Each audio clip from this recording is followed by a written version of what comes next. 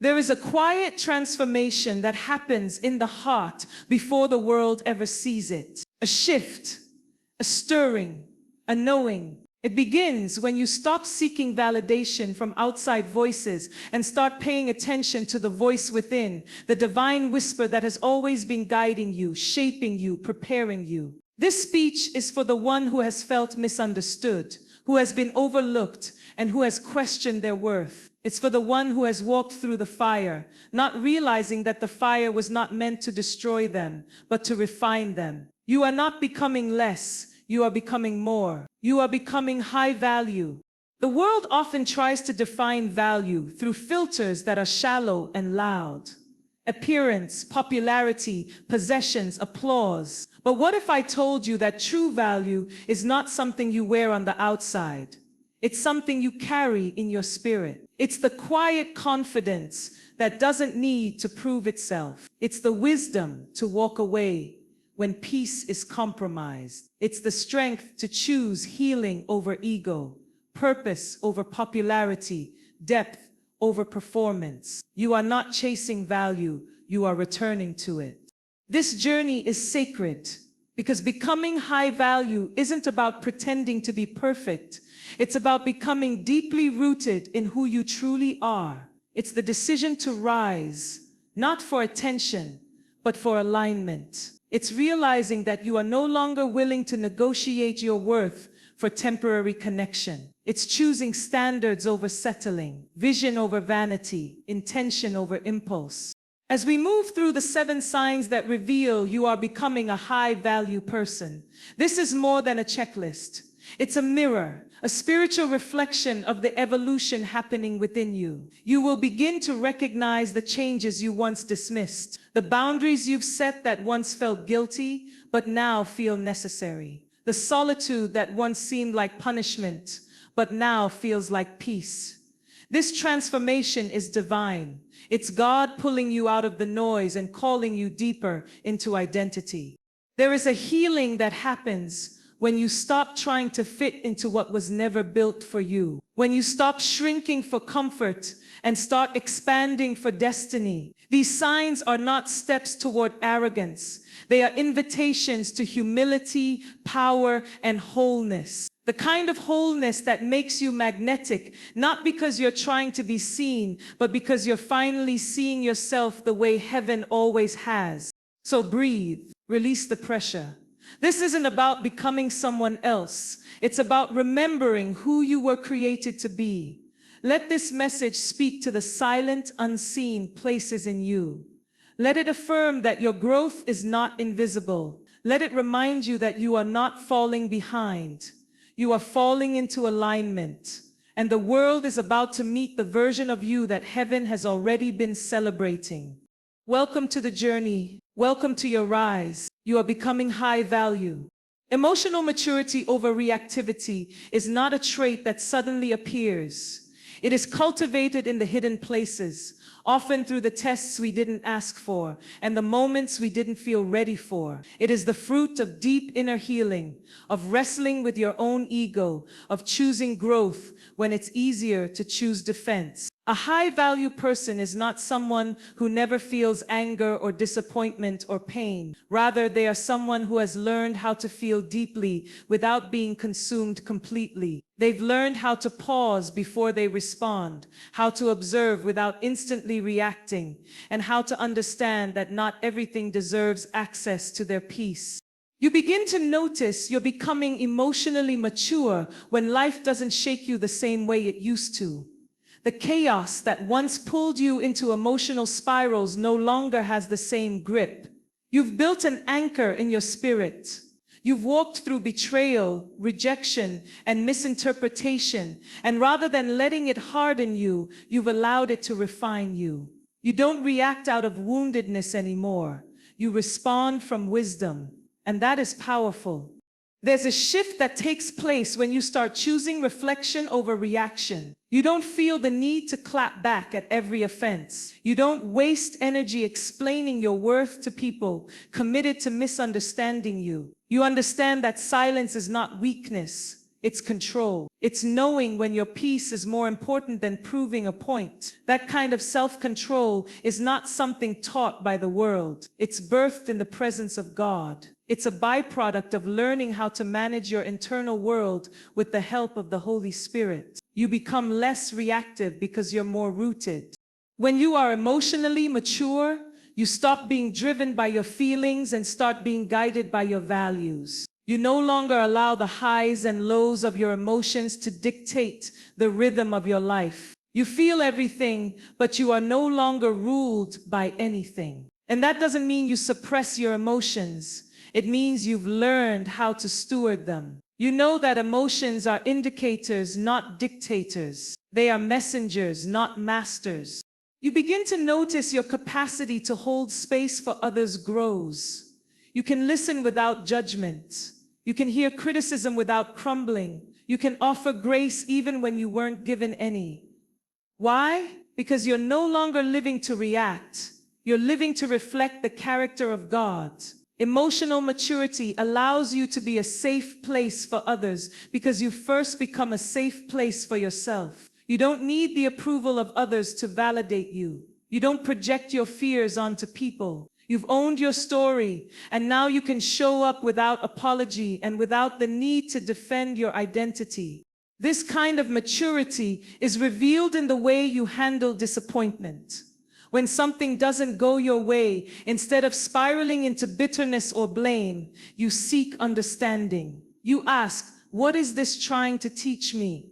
Not, why is this happening to me? You become more curious than combative. You give yourself permission to grieve, but you don't give your grief permission to govern you. That is a high-value trait. Another key sign of emotional maturity is that you stop matching energy. You start setting it.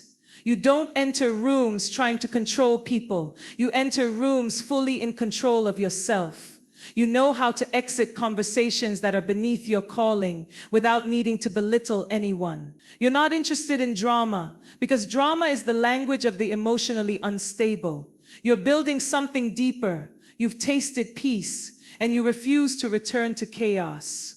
And perhaps the most powerful sign of all, you no longer take everything personally.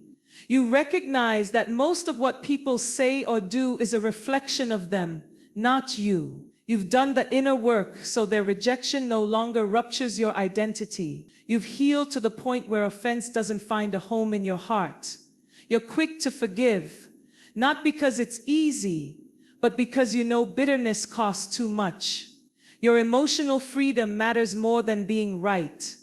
Emotional maturity is not glamorous. It happens in the quiet, in the moments no one sees, in the nights when you cry, but choose to pray instead of post, in the days when you're misunderstood, but choose to remain grounded instead of retaliating, in the tension between wanting to defend yourself and choosing to let God do it. It's in those hidden victories that your value is revealed.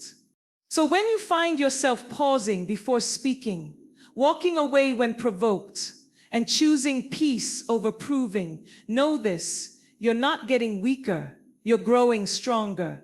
You're not becoming passive, you're becoming powerful. You're no longer ruled by your emotions. You've become the kind of person who carries peace into rooms, who shifts atmospheres with your restraint, and who leads with quiet authority. You are becoming high value, and your emotional maturity is the evidence. Discernment in relationships is one of the most powerful indicators that you are evolving into a high-value individual. It's not just about choosing who gets close to you. It's about deeply understanding who aligns with your spirit and who subtly drains it.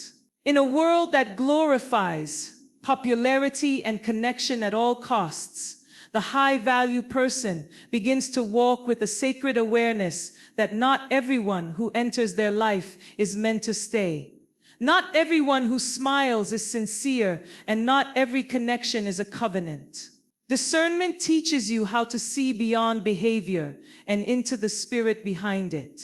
It sharpens your ability to sense motive, to perceive manipulation masked as kindness, and to recognize counterfeit intimacy disguised as compatibility. There is a moment in your growth where you begin to crave depth over distraction, where you no longer measure the value of a relationship by how long you've known someone, but by how deeply they honor your growth.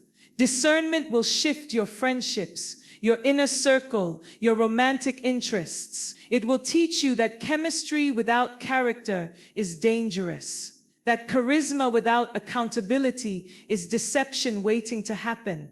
You begin to understand that love without spiritual alignment will eventually pull you out of position. And when you value your purpose, you begin to protect your peace fiercely.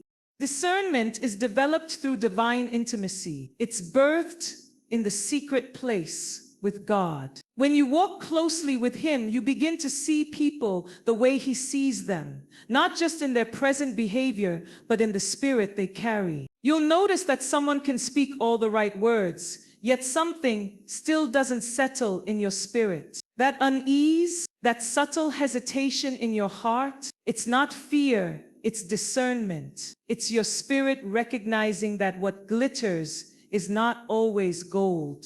That the most dangerous people are not the loudest enemies, but the silent assassins of your purpose. The ones who appear supportive but harbor silent jealousy. The ones who celebrate you publicly but sabotage you in private. When you are becoming high value, you no longer overlook red flags just because you feel emotionally connected. You don't let loneliness blind your discernment. You stop assigning titles to people who haven't proven their fruit. You know that a person's presence in your life must reflect God's peace, not just temporary pleasure. And so you begin to observe more than you explain. You learn to let people reveal themselves over time instead of rushing into closeness. You understand that time is a revealer and pressure is a purifier. Discernment will slow you down. It will guard you from premature attachments and emotional entanglements that distract you from your destiny.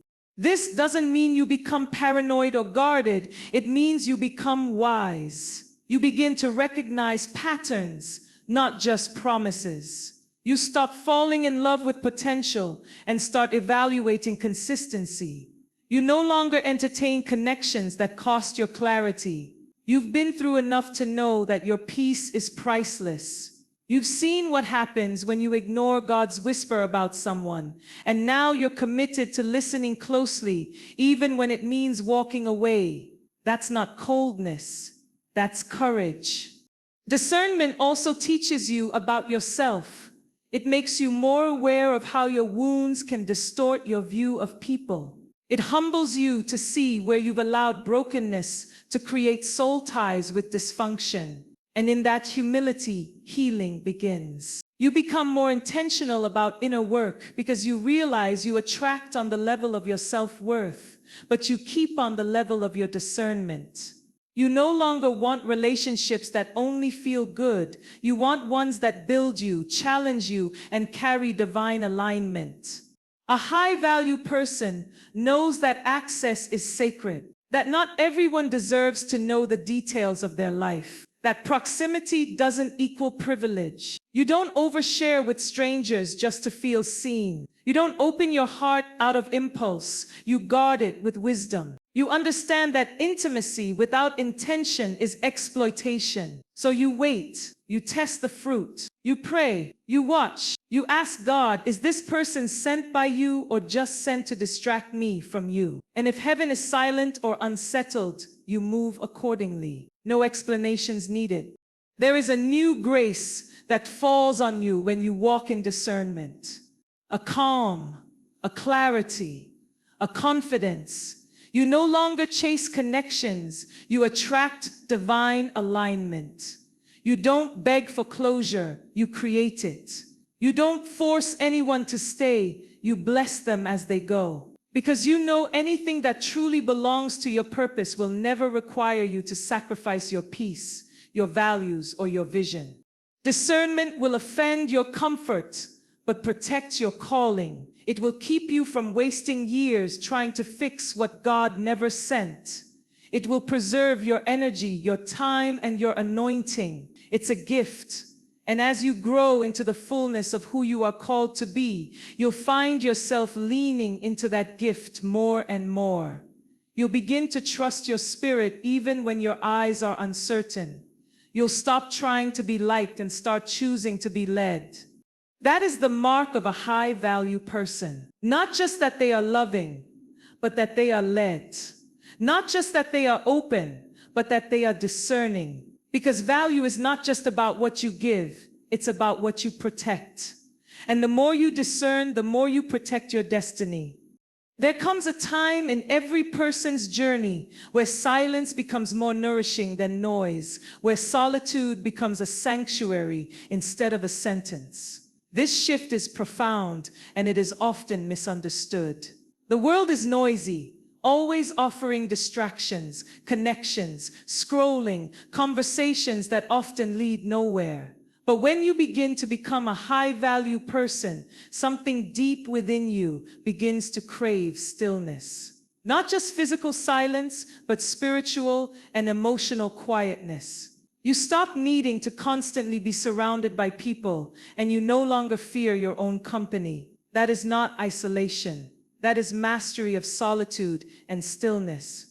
This mastery isn't born out of a desire to be alone, but out of the discovery that there are certain levels of clarity, healing, and divine instruction that can only be accessed in the quiet places. When you're in a season of elevation, God often separates you, not to punish you, but to prepare you. And the ones who embrace that solitude, rather than resist it, are the ones who come out stronger, clearer, and more powerful. Stillness becomes a secret weapon. You begin to understand that everything doesn't require a reaction. Every invitation doesn't deserve your presence. Every message doesn't need a reply. When you learn how to master solitude, you stop performing for validation and begin moving in revelation. People often associate stillness with weakness, but it takes incredible strength to be still in a world that tells you to rush, to wait when everyone else is moving, to pull back when you feel the pressure to push forward, to rest when culture screams, grind harder. But stillness is not passivity. It is intentional surrender. It is listening with your spirit instead of striving with your flesh. It is trusting that God is working even when nothing seems to be moving. Stillness teaches you patience, and patience sharpens your discernment. It keeps you from making impulsive decisions that compromise your destiny. It anchors you.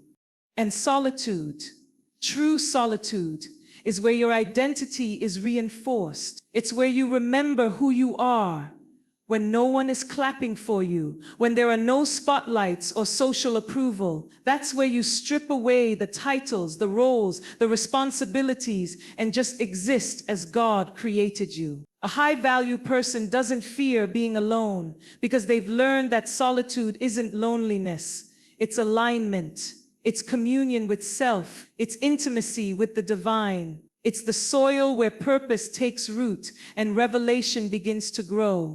You begin to understand that some seasons are quiet on purpose because noise drowns out the whisper of God. And if you can't hear him clearly, you'll start moving according to pressure rather than purpose. So he brings you into the still places, not to isolate you, but to insulate you, to heal the parts of you that were wounded in the crowd, to speak directly to your soul without interference. And as you lean into that quiet, something sacred happens. You begin to enjoy your own company. You begin to honor your own energy. You begin to protect your time the way royalty guards its treasures.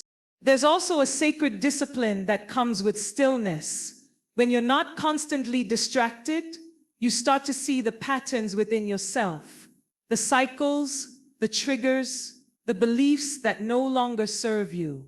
And because you're not numbing those realizations with noise, you begin to confront them. That's where healing begins. That's where transformation begins. That's where maturity is birthed. It's uncomfortable, but it's necessary. Because the more you understand yourself in solitude, the less you need others to define you. A high-value person is someone who walks into a room full of people and isn't shaken by silence. They're not desperate to fill the air with words. They're not grasping for attention or connection. They're rooted. They're grounded. They've mastered the ability to be present without being performative. That kind of presence is magnetic. It's powerful. And it's birthed in the unseen moments where they sat with themselves, faced their shadows, and chose to grow. This mastery also means you stop being afraid of rest. You stop believing that your worth is tied to your productivity. You realize that burnout is not noble and exhaustion is not proof of importance. You begin to listen to your body, to your soul, to your spirit. You take breaks unapologetically. You honor your limits. You prioritize recovery as much as responsibility, because you've learned if the enemy can't destroy you, he'll try to distract you. And the most dangerous distraction is a life too busy to be present. You don't need to constantly explain yourself anymore either. Stillness teaches you that peace is louder than arguments, that presence is stronger than persuasion, that you don't have to overperform to be understood. When you're comfortable with who you are in solitude, you stop shrinking for acceptance. You stop chasing places that weren't built for you. You become okay with not being invited. Because you know your value isn't determined by who sees you. It's determined by who sent you. And most importantly, this stillness reconnects you with the divine rhythm of your life. You begin to realize that not every delay is a denial. That sometimes God is not saying no, he's saying wait. And in that waiting, in that quiet obedience, he's strengthening you, refining you, equipping you. You don't need to rush anymore because you trust divine timing. That's the beauty of stillness. That's the strength of solitude. So when you find yourself in a season where the phone is quiet, the room is empty, and the noise has faded, don't panic. That's not abandonment. That's alignment. That's not loneliness. That's preparation. You are not being left behind. You are being set apart. And in that sacred separation, you are becoming. You are being molded into someone who carries power, peace, and presence. You are mastering solitude and stillness. And that is the mark of a truly high-value life. Purpose-driven decision-making is one of the clearest signs that someone is rising into their high-value identity. It's not flashy. It's not always loud. In fact, sometimes it looks like saying no when everyone else is saying yes. It looks like pausing to pray instead of moving to please. It looks like walking away from good opportunities because they aren't God opportunities.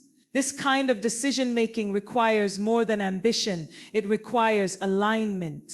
It's the daily choice to let your purpose become the compass for your choices, your relationships, your energy, and your future.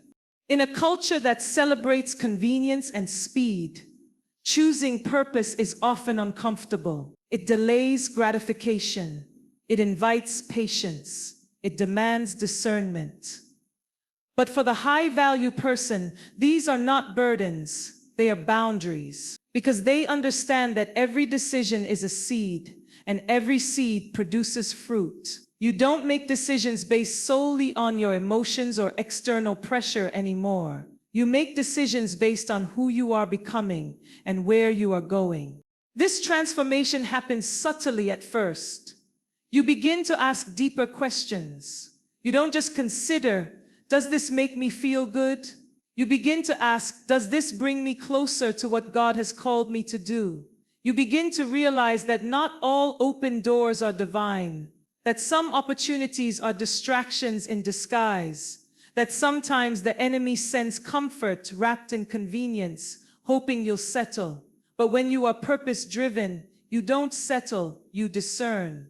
You become more selective, not out of arrogance, but out of awareness. You know what it costs to get to this place. You remember the seasons where you made decisions from brokenness, from insecurity, from fear. And now that you've grown, you refuse to repeat cycles that lead to confusion. You understand that your purpose isn't just a destination, it's a daily walk. And your decisions, no matter how small, are what shape the path you're walking on. Purpose-driven decision-making also teaches you how to walk away. There's power in knowing when something no longer serves your destiny, whether it's a relationship, a habit, a mindset, or even a job. When you're led by purpose, you no longer cling to things just because they're familiar. You're willing to let go of comfort to embrace calling. You're willing to disappoint people in order to stay obedient to your assignment. That's maturity. That's value. You no longer make decisions out of desperation either. You trust divine timing. You understand that waiting is not wasting. You stop rushing into commitments that compromise your vision. You stop saying yes just to avoid conflict. Your yes becomes sacred. Your no becomes clear. Because you know that every time you say yes to something outside your purpose, you're saying no to something within it. And that's a cost you're no longer willing to pay. You also stop making decisions out of comparison. Purpose keeps you grounded. It reminds you that your journey doesn't have to look like anyone else's. You don't need to keep up. You need to keep aligned. And alignment sometimes looks like taking a different route, saying no to what others chase, choosing depth over display, choosing meaning over metrics. You don't need validation for your choices because your clarity is louder than the crowd.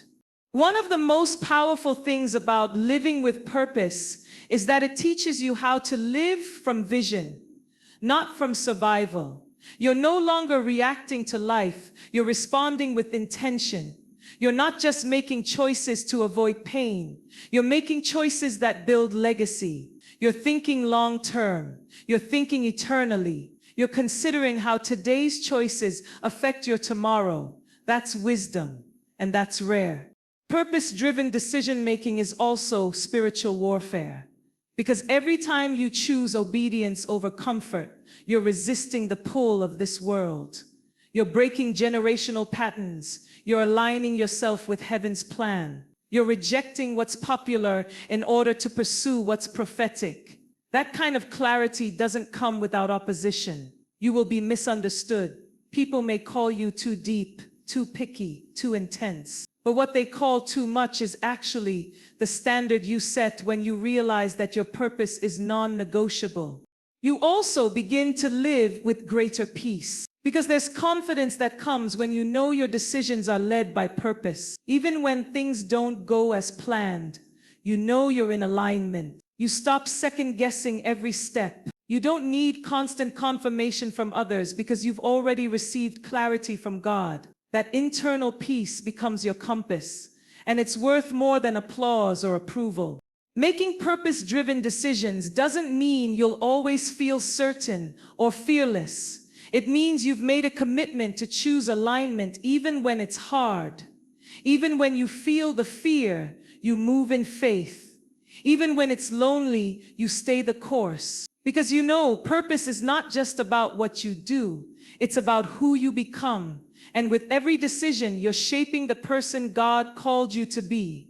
So if you find yourself pausing before making decisions, praying instead of reacting, walking away from what no longer fits, and choosing intentionality over impulse, know this: you're not being difficult, you're being directed. You're not confused, you're being consecrated. Your decisions are no longer random, they're aligned. And in that alignment, you are rising. You are becoming a person of substance, of clarity, of spiritual strength. You are becoming high value.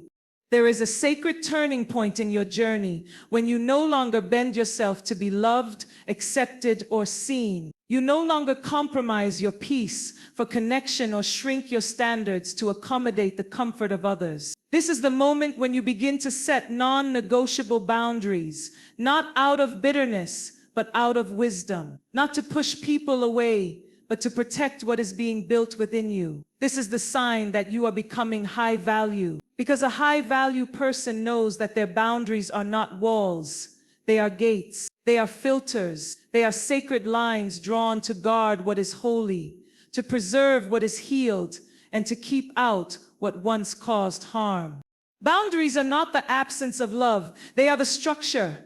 Love needs to thrive. Without boundaries, you become available to dysfunction. Without standards, you become vulnerable to cycles. And when you are on a journey of purpose, healing, and alignment, the cost of letting anything and anyone close without discernment is too high. You've lived through the pain of overexposure. You've learned from the disappointment of giving too much to people who gave too little. And now you move differently. You no longer feel guilty for protecting your space. You no longer apologize for prioritizing your peace. You are not difficult. You are clear.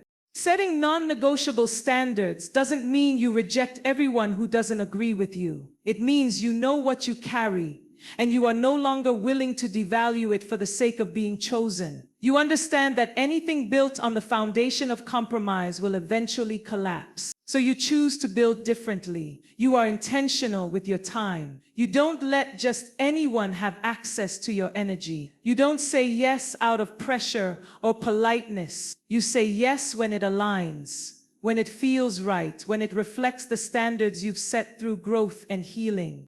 These standards extend into every area of your life, your relationships, your career, your spirituality, your environment. You no longer entertain conversations that are rooted in gossip, scarcity, or fear. You don't pursue connections that drain your spirit. You don't stay in rooms where your presence is tolerated, but your voice is silenced. You walk away, not because you think you're better, but because you've realized that being in the wrong environment is a slow death to your destiny. You don't take it personally anymore. You take it spiritually, because your purpose is too sacred to be mishandled by those who don't understand it. One of the most beautiful effects of setting boundaries is that you begin to attract better. When your energy is no longer spread thin, trying to please everyone, it begins to radiate clarity. You become magnetic to people who respect your light instead of trying to dim it. You start to experience relationships that are reciprocal, respectful, and real. The fake begins to fade. The real begins to rise. And it's not magic, it's the result of finally deciding that you are worthy of more, that you are no longer available for chaos, confusion, or conditional love. But the process of establishing these non-negotiable standards is not always easy. At first, it may feel uncomfortable. You may lose people. You may be misunderstood. You may be labeled as too much or too guarded. But with every boundary you set, with every standard you uphold, you are sending a signal to the universe and to yourself. I am done settling. I am ready for alignment. I am committed to protecting the person I am becoming. This isn't arrogance, it's authority. It's stepping into your identity without fear. It's loving yourself enough to say no more. Boundaries also teach you how to respect others. When you honor your limits, you become more aware of theirs. You no longer take offense when someone sets a boundary with you. You understand it. You value it. Because now you see relationships as sacred spaces, not places to control or manipulate, but environments to protect and nourish. You don't force anyone to stay. You don't chase people who leave. You allow what aligns to remain and release what no longer fits. That's strength. That's freedom. High-value individuals are not the loudest in the room. They are often the ones with the quiet confidence to say no, without explanation, and yes, without permission. Their lives are guided by internal conviction, not external pressure. They don't measure their worth by how many people want them, but by how many healthy, aligned, and purposeful connections they've cultivated. Their standards are not rooted in pride. They are rooted in healing. You cannot become high value and still be available to what once broke you. You cannot rise and still entertain what kept you stuck. The elevation of your life will demand the elevation of your standards. And the more you grow, the more you'll understand that boundaries are not just practical, they are spiritual. They are divine fences built by the wisdom of experience, the clarity of purpose, and the whisper of God saying, you are worth protecting. So if you've been called selfish for choosing peace, if you've been called cold for refusing chaos, if you've been judged for setting standards that reflect your worth, don't shrink. You're not being too much. You're finally being you, the healed you, the whole you, the high value you. Let them misunderstand you. Let them walk away. Let them call you guarded. Because those who are truly for you will honor what guards you. And you will continue rising, evolving, protecting, and choosing you every single time. That's the power of living with non-negotiable standards and boundaries. And it's one of the greatest signs that you've stepped fully into your high-value identity.